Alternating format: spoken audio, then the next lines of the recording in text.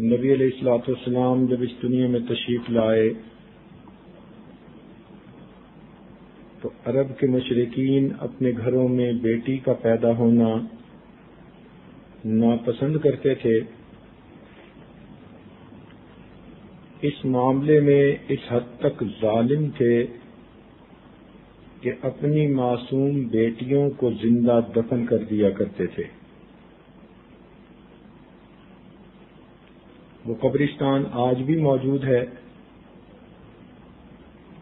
کہ جہاں بیٹیوں کو دفن کر دیا جاتا تھا، اور یہ کوئی ایک دو واقعات نہیں بلکہ عام عادت تھی۔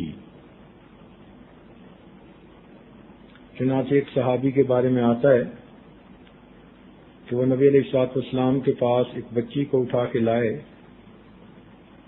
بہت اسے پیار کر رہے تھے، رو بھی رہے تھے اور یہ کہہ رہے تھے کہ اللہ کے محبوب، اسلام لانے سے پہلے مجھ سے ایک بہت بڑا گناہ سرزد ہوا۔ میری بیوی حاملہ تھی، میں سفر پہ گیا ہوا تھا، میرے ہاں بیٹی کی ولادت ہوئی۔ ماں ہوتی ہے، اس کو یہ ڈر ہوا کہ میرا خاوند اس بیٹی کو دفن کر دے گا، تو اس نے اس بچی کو اپنی بہن کے ہاں بھجوا دیا۔ جب میں سفر سے واپس لوٹا تو پوچھا کیا بنا، اس نے مجھے کوئی بہانہ کر دیا کہ بچی جو تھی اس کو ہم نے نمٹا دیا، سمیٹ دیا۔ میں نے کہا چلو اچھا ہوا، جو کام میں نے کرنا تھا وہ ہو چکا۔ وہ بچی میری اہلیہ کی بہن کے گھر میں پلتی رہی۔ کبھی کبھی وہ اس بچی کو لے کے آتی تو میں بھی اسے اپنی سالی کی بیٹی سمجھتا۔ وہ بچی کبھی میرے پاس آتی تو مجھے پیاری لگتی، میں اسے گود میں لیتا، پیار کرتا، وہ میٹھی میٹھی باتیں کرتی۔ آنا جانا رہا، حتیٰ کہ مجھے اس بچی سے کافی محبت ہو گئی۔ میں بھی کئی مرتبہ اس کا انتظار کرتا۔ طبیعت بہت مانوس ہو چکی تھی، بچی کی پیاری پیاری باتیں مجھے اچھی لگتیں۔ جب میری بیوی نے دیکھا کہ مجھے اس بچی کے ساتھ جذباتی لگاؤ ہو گیا ہے تو ایک دن اس نے بات ڈسکلوز کی کہ یہ میری بہن کی بیٹی نہیں، میری بیٹی ہے، میں نے اسے ادھر بھیج دیا تھا، اب دیکھو تمہیں اس سے کتنا پیار ہے، کتنی اچھی ہے۔ یہ سنتے ہی میرے اندر کی وہ حیوانیت پھر جاگ اٹھی۔ میں نے دل میں تہیہ کر لیا کہ اس بچی کو میں نے دفن کر کے رہنا ہے، مگر اس بات کا اظہار نہیں کیا۔ چند دنوں کے بعد بیوی کو کہا کہ بچی کو ساتھ بھیج دو، میں کہیں جا رہا ہوں۔ اس نے بھیج دیا۔ میں اس چھوٹی بچی کو لے کر ویرانے میں پہنچا۔ میں نے گڑھا کھودا۔ گڑھا کھودنے کے دوران میرے کپڑوں پر مٹی پڑی تو وہ چھوٹی بچی میرے پاس آئی اور کہنے لگی، ابو آپ کے کپڑے میلے ہو رہے ہیں، ان پہ مٹی پڑ رہی ہے۔ مجھے اس کی ان معصومانہ باتوں پہ کوئی ترس نہ آیا۔ جب گڑھا کھود لیا تو میں نے اس بچی کو نیچے دھکا دیا۔ بچی حیران رہ گئی، رونے لگ گئی۔ میں نے اس کے اوپر مٹی ڈالنی شروع کی۔ وہ مجھے کہنے لگی، ابو میرے سر میں مٹی پڑ رہی ہے، میری آنکھوں میں مٹی پڑ رہی ہے، مگر میرے اوپر ایسی حیوانیت سوار تھی، شیطانیت سوار تھی کہ میں اس کے اوپر مٹی ڈالتا رہا۔ وہ بچی بیچاری فریادیں کرتی رہی، روتی رہی۔ مجھے ذرا اس کے اوپر ترس نہ آیا۔ میں نے اتنی مٹی ڈالی کہ بالآخر اس کی آواز آنے بھی بند ہو گئی۔ منو مٹی کے نیچے اس کو دفن کر کے میں واپس آ گیا۔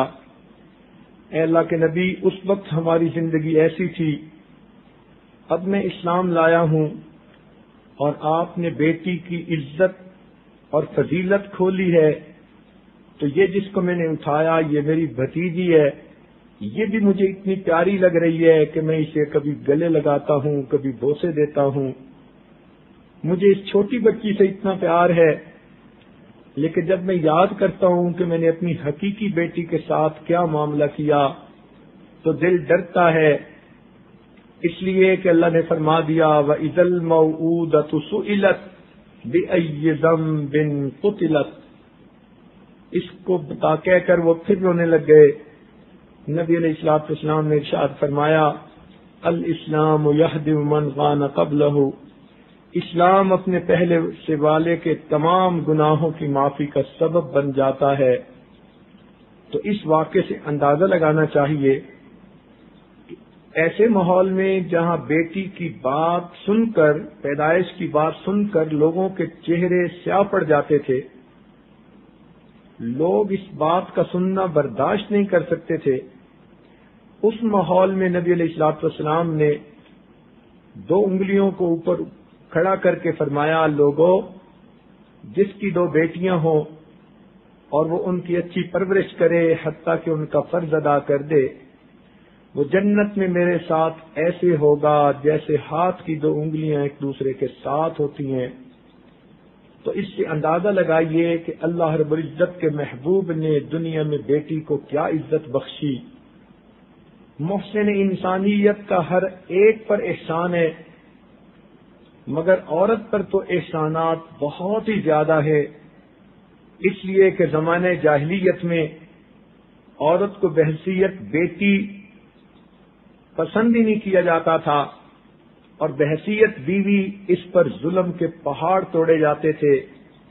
نبی علیہ الصلوۃ والسلام نے عورت کو اس ظلم کے معاشرے سے نجات دلائی اور اس کو عزت کی زندگی عطا کی۔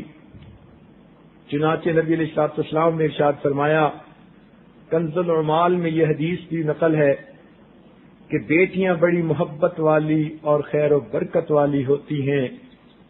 نبی علیہ الصلوۃ والسلام کی بات کا ایک ایک لفظ 100% سچا ہے۔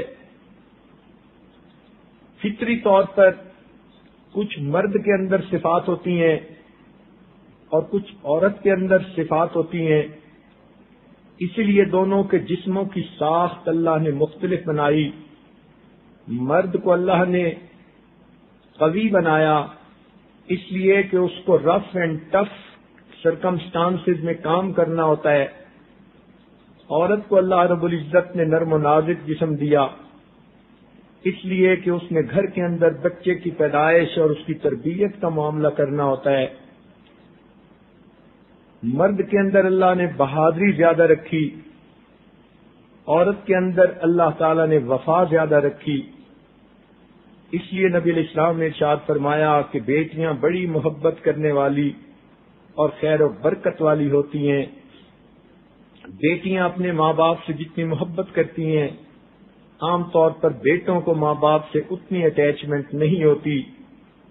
تو نبی علیہ الصلوۃ والسلام نے اس بات کو بہت پہلے کھول دیا۔ ویسے بھی رحم کسی پر جتنی عورت میں ہوتی ہے اتنی مرد کے اندر عمومی طور پر نہیں ہوتی۔ یہ تو ہو سکتا ہے کہ کوئی ایک عورت ایسی ہو کہ جو ظالمہ بھی ہو اور کوئی ایک مرد ایسا ہو کہ جو بہت انتہائی رحم دل ہو، لیکن جب ایز اے جینڈر بات کریں گے، ایز اے گروپ بات کریں گے، تو اللہ تعالیٰ نے عورت کے دل کے اندر رحمت اور ترس کھانے کی عادت زیادہ رکھی بنسبت مرد کے۔ آج تو سائنسدانوں نے اس بات کو ثابت بھی کر دیا، چنانچہ کئی تجربات کیے گئے۔ ایک جانور کو پالا گیا، جیسے ہی وہ پیدا ہوا تو اس کو اکیلا رکھ کر پالا گیا اور وہ نر تھا۔ دوسرے ایک جانور کو پالا گیا، جیسے ہی پیدا ہوا اکیلے رکھ کر اور وہ مادہ تھی۔ یہ نر اور مادہ جب دونوں بڑے ہو گئے تو اس وقت ان دونوں کو ایک کمرے کے اندر جو ہے کھولا گیا، اور پھر ساتھ ہی چھوٹے چھوٹے ان کے 2 بچے وہ بھی کمرے کے اندر رکھے گئے. تو جیسے ہی بچے کمرے میں لائے گئے، مرد تو اپنی جگہ کھڑا رہا، لیکن جو مادہ جانور تھی وہ اسی وقت چلی اور اس نے آ کر بچوں کو پیار کرنا شروع کر دیا، حالانکہ اس نے اپنی زندگی میں کبھی کسی اور جانور کو نہیں دیکھا تھا، ایسے اس کو پالا گیا تھا. تو اس سے ثابت ہوا کہ مادہ کے اندر فطری طور پر اللہ نے محبت رکھی ہے، رحمت رکھی ہے، ترس رکھا ہے. اس لیے اولاد کے ساتھ ماں کو زیادہ گہری محبت ہوتی ہے. تو نبی علیہ الصلوۃ والسلام نے جو ارشاد فرمایا کہ بیٹیاں بڑی محبت والی اور خیر و برکت والی ہوتی ہیں، تو واقعی یہ 100% سچی پکی بات ہے. اب یہ اللہ تعالیٰ کی دین ہوتی ہے، یہب لمن یشاء اناثا ویہب لمن یشاء الذکور. جس کو چاہتا ہے وہ بیٹیاں دے دیتا ہے اور جس کو چاہتا ہے وہ بیٹے دے دیتا ہے. قرآن مجید کی اس آیت میں بھی اللہ تعالیٰ نے بیٹیاں دینے کا تذکرہ پہلے کیا اور بیٹے دینے کا تذکرہ بعد میں کیا. مفسرین نے لکھا ہے کہ قرآن پاک کی اس آیت کے مطابق جس عورت کی پہلے بیٹی ہو وہ بڑی خیر و برکت والی عورت ہوتی ہے. تاہم مسلمان معاشرے میں جیسے بیٹے کی پیدائش کی خوشی ہوتی ہے، ایسے ہی بیٹی کی پیدائش کی بھی خوشی ہوتی ہے. دونوں اللہ تعالیٰ کی نعمتیں ہیں، دونوں اللہ رب العزت کی طرف سے بندے کے لیے انعام ہیں.